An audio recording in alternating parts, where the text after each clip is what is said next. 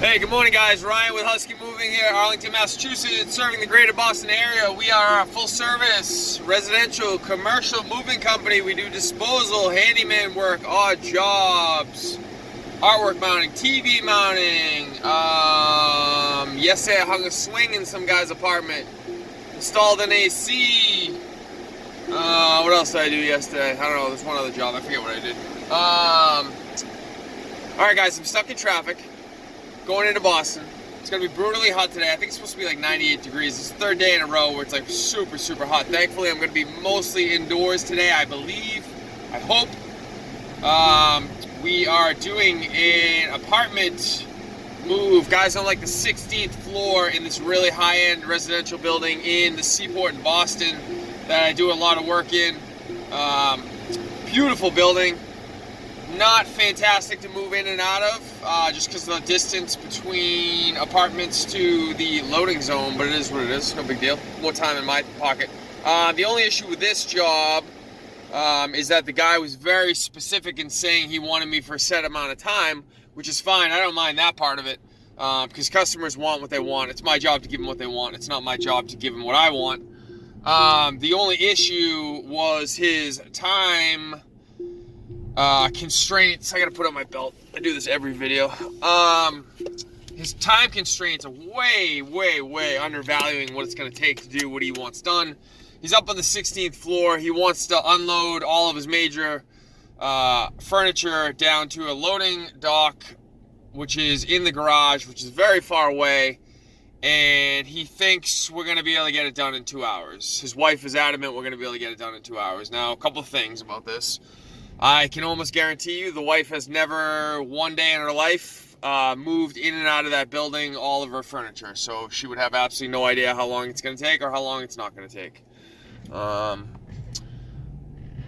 The other thing would be, my guess is this guy has probably never moved himself in and out of the apartment either. So he would have no idea how long it's going to take. The universal truth in the moving business is that people always grossly underestimate how long things are going to take.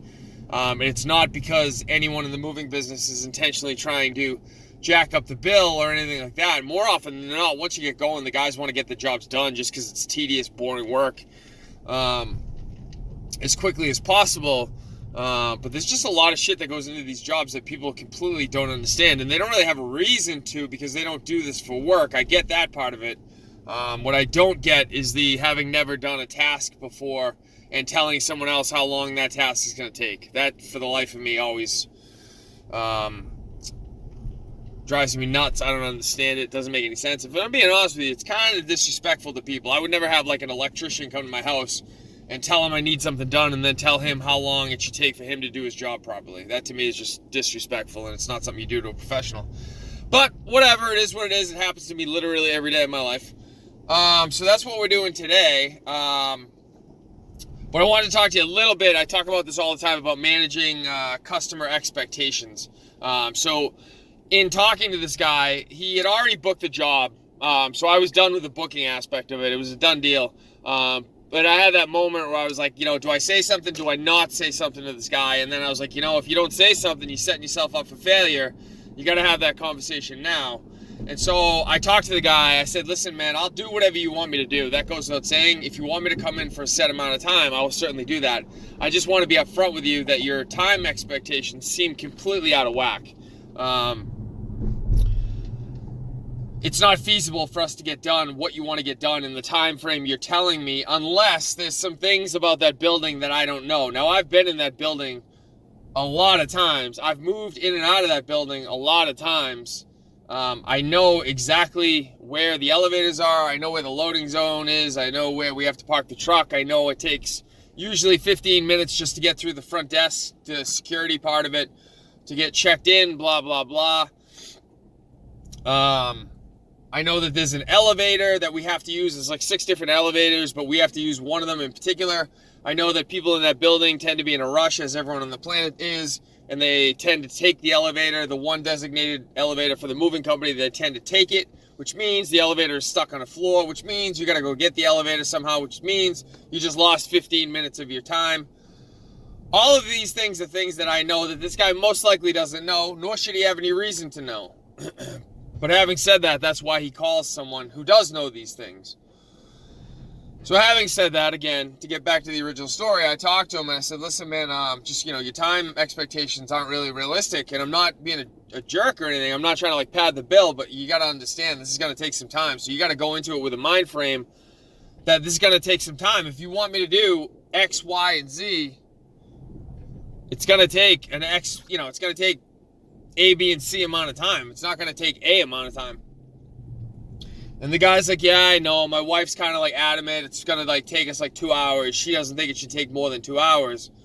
And so I'm calculating in my head like what we're going to be able to get done in this building in 2 hours. And I'm telling him, I said, with the amount of time it takes us just to take one trip down the elevator, you get it in your head, it's going to take a lot longer than that, because you don't want to, all it's going to happen is if I don't have that conversation with this guy, he's going into it blind with expectations that his wife has put on him, which quite frankly have come out of thin air. It makes no sense. Unless she's done this before, she has no business figuring out how long something should take, obviously. And I'm going to assume she hasn't for 1,000 different reasons that I'm not going to go into because I don't need to get canceled today. But let's just assume she hasn't, which is probably 99.9% accurate. She has no business putting a time frame on this. And so if this guy goes into it with a time frame that his wife has given to him, all it's going to do, the only thing it could potentially do is hurt me. It's not going to help me. It's only going to hurt me. He has expectations of what he thinks I'm going to be able to get done in a certain time frame. If I don't get those things done, in his mind, I've failed, right? So I have that awkward conversation with up front where I'm like, nope, you're wrong. Absolutely wrong. So that later on down the line, he has adjusted his expectations, hopefully. And if he hasn't, that's on him. That's not on me. He's adjusted his expectations, and now he'll be more realistic in either A, what he expects to get done in a certain time frame, or B, how he's going to judge me based on what I get done. So that's the key, guys. I talk about this all the time. Have those awkward conversations up front with people. You have to. When someone's saying some dumb shit, you have to stop them and be like, nope, that's not right. Here's why it's not right. Nope. And they're going to push back and you're going to go, nope, you're not right. And then they're going to push back and you go, all right, well, and then now it's time for you to kind of, because they didn't want to listen to you. So now it's time for you. Yeah, unfortunately, now you go into like parent-child mode where you have to talk to them like they're a child kind of and be like, all right, well, let's talk this through a little bit. When's the last time you moved all your stuff into this apartment building? And they're going to be like, oh, I never have. And then you're going to be like, all right, well, where's the 2-hour time frame coming from? Where did you get that number from? And then, of course, it came from nowhere, obviously. So they're going to hem and haw a little bit, and then they're going to be going, oh, Elton John Farewell Tour, the final tour. He's been doing final tours for like 15 years. I feel like this is just a marketing scheme. Who would have thunk it? Well, where did the 2-hour thing come from? And they're going to be like, oh, well, I don't know. I just feel like it should take 2 hours. And then, of course, at that point, now you literally have them saying out loud, they're not actually going to say, I'm making up a number, but they're actually saying, I'm making up a number. And so now at that point, you can go, oh, okay, well, just so you know, blah, blah, blah, and tell them that they're wrong. But the problem is that many people, specifically younger people, myself included, because you haven't built up the confidence to do so yet. Police reported ahead. Don't understand how important that is. And so sometimes when someone comes at you with some bullshit, you just go, oh, okay, and just kind of blow it off. Not understanding the potential ramifications that this is going to have down the line. 4 hours down the line, when you go to get your check. Or when you go to get a review, or at the end of the job, and they're like, I wish I got more stuff done. You could have curtailed that all at the beginning of the job. You just chose not to. And so my point of this whole long-winded story is take the time, whenever something like that happens and someone's coming at you with some unreasonable shit, you need to stop them in their tracks and be like, no, you're wrong. And here's why you're wrong. And unfortunately, you try to do it professionally and politely at first. Oftentimes, as people do, they're not going to listen. And so you have to be more firm with them and be like, no, you're not right. And it sucks. It feels like you're a parent. It feels like you're talking to a child. It feels like this isn't your job and you shouldn't have to do this because you're a professional and they should trust you and they should listen to you because that's why they hired you. But it's just part of the unfortunate reality of dealing with these kinds of situations. You have to stop people in their tracks and tell them when they're being wrong about stuff. It's part of the job and it will protect you guys long term. So specifically for you young guys that haven't developed the confidence yet to do so or are in the process of doing so, because when you go out into these jobs, you're in these high-end apartment complexes, people are paying $1 million a year to be in them.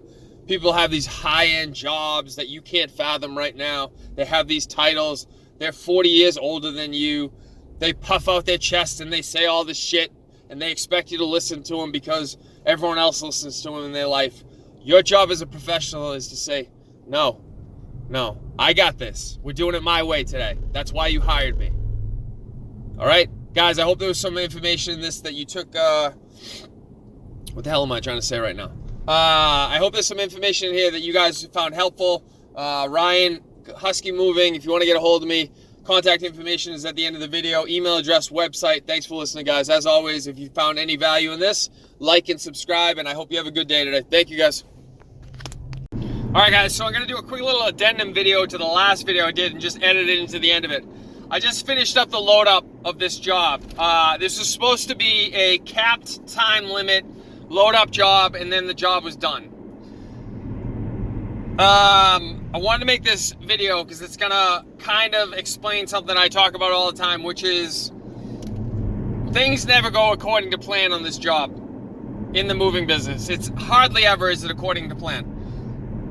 So I get there this morning, I'm like 45 minutes early because I'm in the Seaport in Boston, which is notoriously difficult to park in. I had brought enough equipment for not just me, which was kind of a pain in the ass. I brought in enough equipment for 3 guys because we were going to have 3 guys on this job. But I knew that if I only brought equipment for me, then one, it's going to basically handcuff the efficiency of the job. If I took the time this morning to get all the equipment in the truck, it was going to make every person on this job, all 3 of us, be as efficient as humanly possible because we have the quickest means to get the job done. And that's exactly what it did. So what wound up happening was I dropped off the equipment at roughly 8:15. I wasn't supposed to be there until 9 o'clock, but I knew the guy was there moving with another guy from 8 to 9. I was not involved in that part of it. He had a friend helping him. He didn't want to pay for that time. So rather than just show up at 9 o'clock, which is when he asked me to show up, I got in there early so I could park, I could unload all my equipment.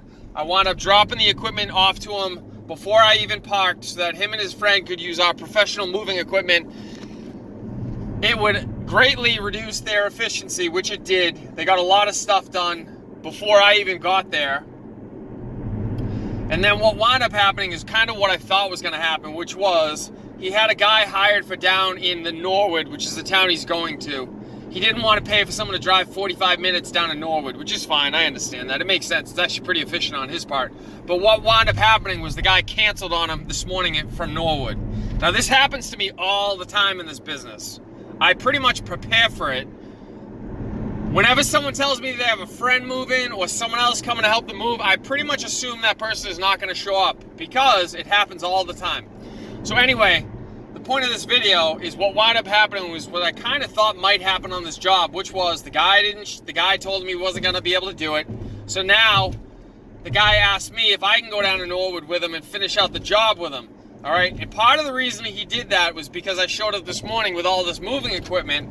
He's now seen the difference in what having the proper equipment can do, how much easier it can make our lives, how much quicker I can make this stuff go by having this equipment, and also just the know-how to pack bin boxes efficiently, dollies efficiently, blah, blah, blah.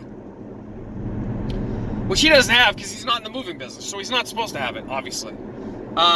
He's seen how quickly it could happen, so he pretty much right away was like, hey, any chance you can come down to Norwood with us? So now the benefit of this is because I came prepared, because I got there early, because I did the things this morning I didn't want to do, which was get up early and put the extra equipment in the truck when I wasn't 100% sure we were going to need it. Because I did all this stuff, I'm going to wind up getting probably another 3 hours out of this job 45 minutes of which will be drive time, which is great because it allows my old body to relax a little bit and make stupid YouTube videos. Point of this long-winded story is always bring whatever equipment you think you're going to need, not just for what they tell you you're going to need, but for what your experience tells you you're going to need. Don't listen to the customer, listen to your head saying, hey, you've done this before, you know what's most likely to happen, which is what I did, and that's exactly what did happen. And so now, because I have all this extra equipment, I'm more likely to then get hired for the back end of this job, which is what happened. And now I'm going to wind up making relatively easy money to drive around and unload a 10-foot U-Haul, which to this customer is a huge deal. To me is nothing. Like a 10-foot U-Haul is nothing. I could do that, you know, in my sleep. Not a big deal. Easy money. Anyway, always bring the right equipment for the job, guys. Always bring more equipment than you think you're going to need. Be prepared to do more than you think you're going to need to do. And those choices, those 10-minute choices in the morning when you don't feel like making those choices and getting the extra equipment in the truck, have now benefited me and now going to benefit me in getting probably roughly 3 hours more time, an hour of which is going to be super easy, blah, blah, blah. All right? Make the hard decision up front. It will allow you to book more jobs, make more money, make better choices long-term at the end of the line. All right, guys? Always do the hard work up front to make your life easier on the back end. All right, thanks guys for listening. One more quick addendum I forgot to mention. On one of the elevator rides down, he mentioned that he has a move coming down from New Jersey. In about a month, I think, he's coming back down with another load of stuff. I can guarantee you, I would put it at 100%, that this guy, I get another job out of this in a month or whenever he moves from Jersey. I guarantee I get another phone call from this gentleman. So now, hopefully, the choices that I made this morning, it's not even about today. It's now about a month from now when I get another call from this guy. And more than likely, when he's then ready to move out of Norwood, I'm probably going to get another call. I'd be willing to bet I get calls from his friends. So again, all of these choices, and again, I know it sounds, I'm being mad arrogant. I get it. I understand what I sound like. I sound like a douche right now. The point of this is not about me and the choices I'm making. The point of this is what I want, the choices that you're making. When you're making choices in the morning, when you're getting up and you're deciding when to get up in the morning and how much equipment to put in the truck and what to take with you and what not to take, I want you to think through what's easiest in one hand versus what's going to get you the most amount of money long term. What was easiest was to get up late, put one two-wheeler, one dolly in my car and get out of there. That would have been the easiest. What was harder was to get up early, put in 2 4-wheelers, 2 2-wheelers, 2 bin boxes, a whole bunch of pads, tape, straps, all of which we used on that job. It's now in his U-Haul that he's using. These choices, I'm not saying it wouldn't have happened had I not made that choice, but those choices pretty much guaranteed that down the line, I'm going to be getting a whole lot of business from this guy. Can almost guarantee it. So think that through when you're making choices, guys. It's not always just about today. The choices you're making are going to have long-term impacts on a month from now, 6 months from now. If you're going to be doing this long-term, the goal is not that you book today's move and have a successful move today. You're going to make money today. The goal is that you're going to make money off of this person and his friends and family for the next X amount of years that you're in this business. So that whenever there's a move, it's always, I'm going to call that person's company. There's no other choice. There is literally no other choice. I'm going to call them. If they can't be available on that day, I'm going to switch the day of my move. All right? That's what you're shooting for. On every move, every assembly job, there's no other option except for your company. All right, guys? Thank you.